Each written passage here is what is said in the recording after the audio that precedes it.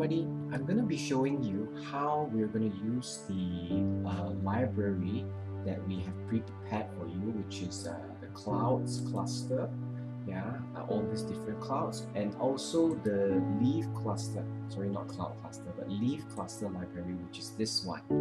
Okay, so, and how we actually colorize it and customize it to suit the scene that we have.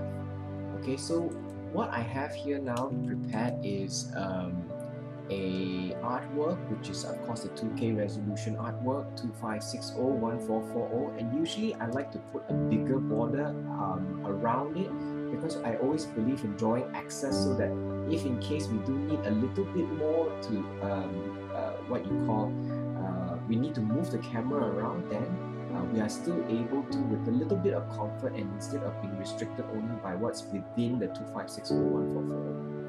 Alright, so let's start off with a photographic reference. I'm a big believer of that. So I have here one right now, and I'm going to create a sky background with a gradient. That's how I usually start off. So I'm just going to use the lasso tool and create a square.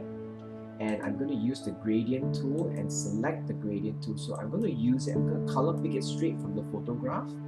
And I think the color is something quite light and peach colored. Right down here, and the other part is easier to pick, which is this nice kind of greenish blue color on the top.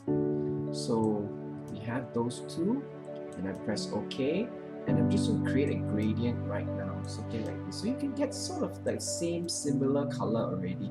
Alright, now the next thing I'm going to do to treat the sky is, because you notice that our painting style for this production has a little bit of graininess, which is what I'm going to do. So I picked the second last brush that we have, yeah, this one, and I'm going to color pick from here and slowly adjust the opacity down, the opacity of the brush, and bring it up into the blue area here, so that what I'm creating is not a smooth gradient but something a little bit noisy.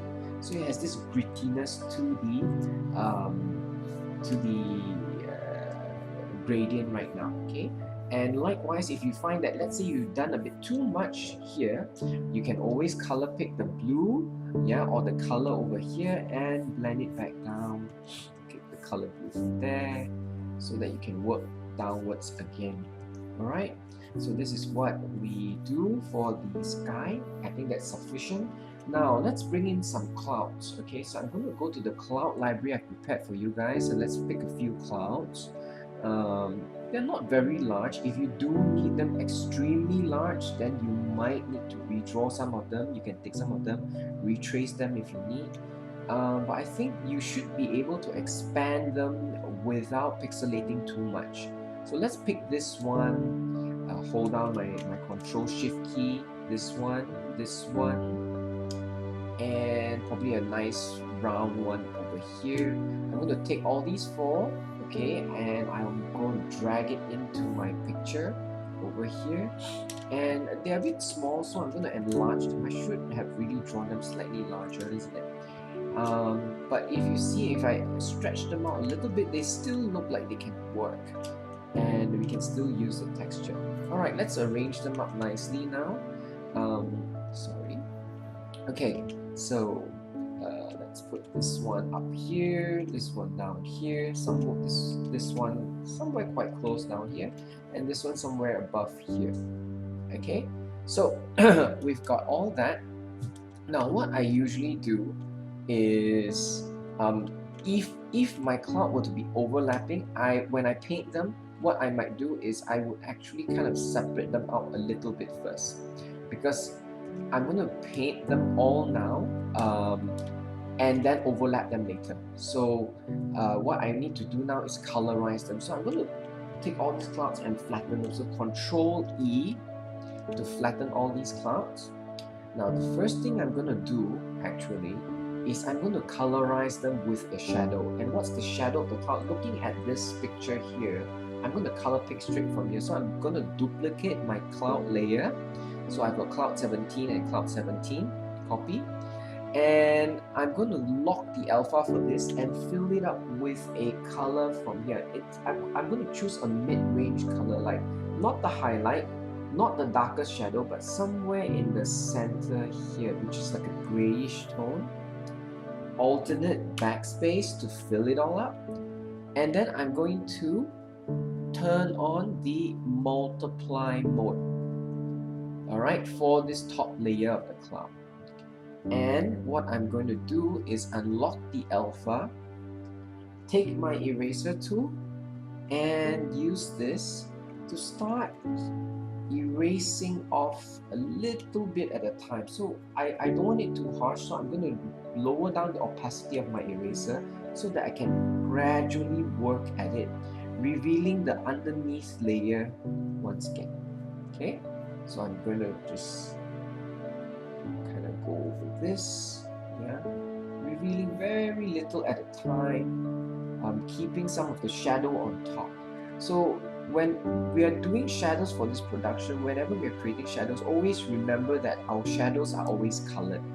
Never use like just a typical gray unless like this one is white gray, but even with this there's a tint of blue because we have a blue sky and there's bounce light that's bound to actually get onto the clouds.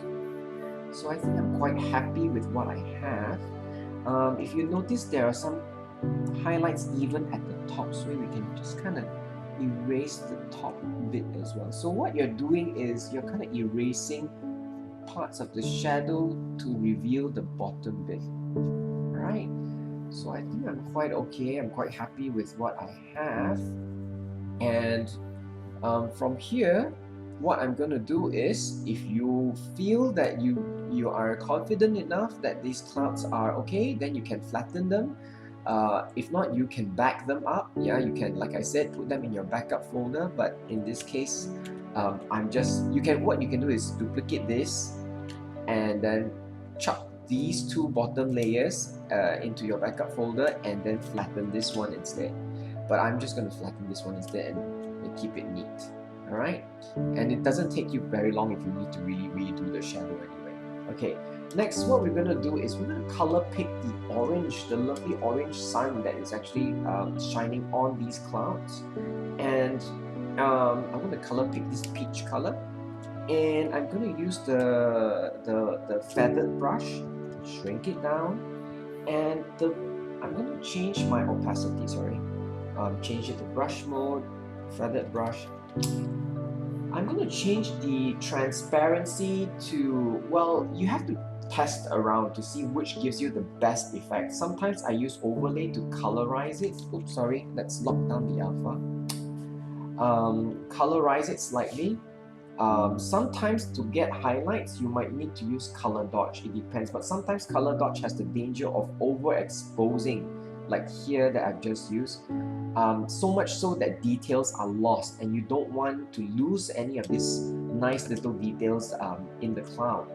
Yeah, so what we do is I like to use overlay because it does preserve the color that I've picked here, and it also preserves the texture that has been created. So I'm going to colorize the highlight bottom area because you can see that a lot of the highlight is coming from the bottom of these clouds. Okay, because the sun is basically down here, right? So yeah, okay. So you've got some orange here and some orange on the top too. Actually, you notice the clouds, they have some orange on the top. Okay, and here as well. And if you want to have more orange, what you do is usually I change my color to a deeper orange, and you'll notice, oh, it gets a little bit too orange there, probably a bit too much. Yeah. I think it's okay. Alright, and if you know that, for example, you want this cloud to overlap here, what you can do is you can select the color from this cloud itself or just from the sky around you. I'm always selecting color from the environment, change it to multiply mode, and then just slightly darkening it a little bit so that when I overlap this cloud with this one, that it looks like it's casting a shadow there.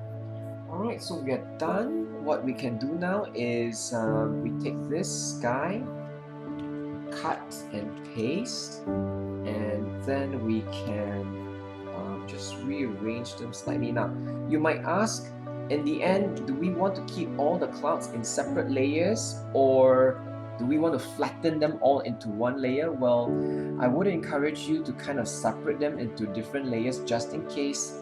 There are sometimes we want to put like lightning behind the clouds, or if we want the clouds to slightly move, we can still animate them. So let's say you have you're creating this background is an exterior, obviously, so it's EX012 cloud A. That's how you can name it, okay? Yeah, then you've got cloud A, B, C, D, E, and so on and so forth. You can also use alternatively 01, 02, 03. Now, let's push this cloud here, let's cut and paste this one up. And let's try now with leaves, okay? And I'm gonna just call this B, okay? Now let's try with leaves, how we use the leaf cluster, okay? Let's choose a bunch of leaves.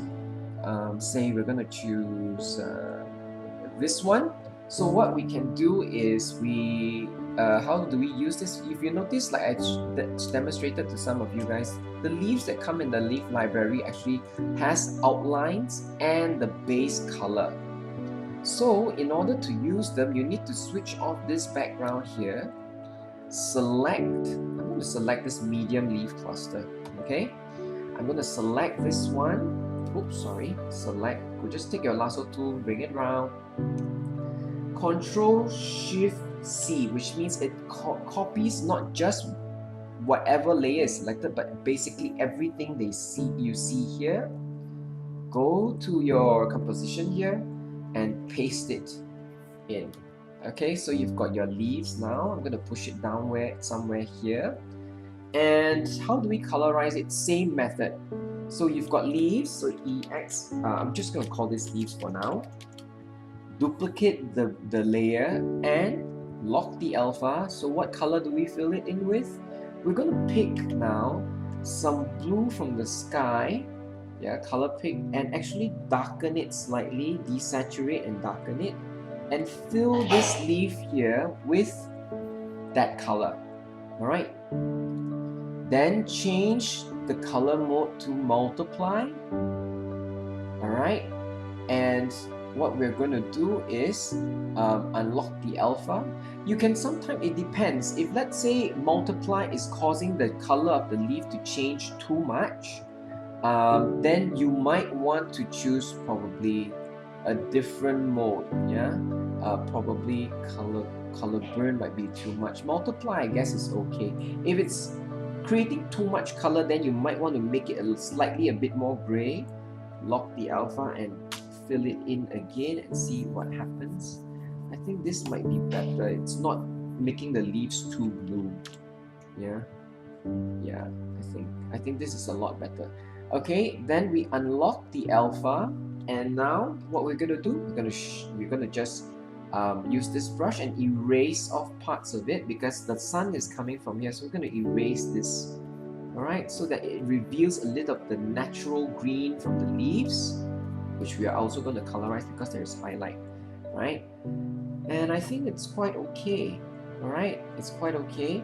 Alternatively, sometimes you might not even want to use multiply, you want to just use normal, which looks very weird like this, but you might want to bring down the opacity. Alright, but if that's the case, then you might want to recolorize. Oops, sorry. Recolorize the shadow. Oh, probably this doesn't work. So I think multiply, we'll just stick to multiply for this one. Alright, so there is a lot of experimentation, but I'm just trying to teach you some of these tips of using the transparency mode to actually colorize some of these things. Alright, so we have to pick. I think I changed the color a bit. It's kind of looking a bit too green now. Let's fill it up with the blue that I initially started off with. It's a darker blue. Yeah, okay. Then what I'm going to do is I'm going to take this tool, like just now with the clouds, I'm going to flatten the two together and I am going to take this brush which has some texture, and I'm going to color pick the color of the highlight from the clouds here, and just go, oops, sorry, just hold on to this, choose overlay once again to create the highlights on the leaves. So you can just choose one couple of leaves to, you know, that might be facing the sun to give them some bits of highlight. Yeah, and with green having some sort of yellow or orange light on it, you might get something that is quite yellow, so that's okay. All right, okay, so I think that's good enough. Yeah. Of course, you can go into each strand and select this other smaller brush we have, each piece of leaf, and kind of colorize the side of the leaf. Yeah, that means you are following the panel, the leaf paneling that might be facing the sun. Now, if this is still too green, this is one opportunity now towards the end where you can kind of colorize it with this blue. So I'm going to select this brush down here, select this blue, make it slightly darker. All right, now I'm going to change this back to normal and just very lightly go over the area, or lighten it, go over the area. And you will notice that, okay, it's slightly blue, more blue, and something that I think is more like the shadow, okay, so that it's not so contrasting, yeah, and the highlights are really coming forth now. Maybe you can use some multiply. Let's try it out. Yeah, that works as well. You can see, all right, because this should be in shadow that you might not be able to see so much detail. So what you're doing is really just diffusing whatever you are seeing, but still retaining some of the lines, the nice lines on these leaves that you can see. All right, so this is how you basically colorize things that are from the library, or anything else for that matter, using transparency mode on your brush and also transparency mode on your layer. Okay, thank you very much.